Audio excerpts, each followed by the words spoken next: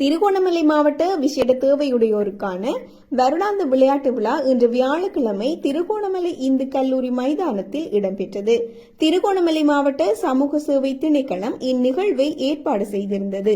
இதன்போது 64 விளையாட்டு நிகழ்ச்சிகள் இடம்பெற்றிருந்தன. இதில் தெரிவு செய்யப்படுகிறவர் தேசிய மட்ட விளையாட்டு விழாவுக்கு அழைத்துச் செல்லப்பட உள்ளதாக சமூக சேவை திணைக்கள மாவட்ட இணைப்பாளர் பிரணவன் தெரிவித்தார். இந்நிகழ்வை திருகோணமலை மாவட்ட மேலதிக அரசாங்க அதிபர் சுதாகரன் அதிதியாக கலந்து கொண்டு ஆரம்பித்து வைத்தார்.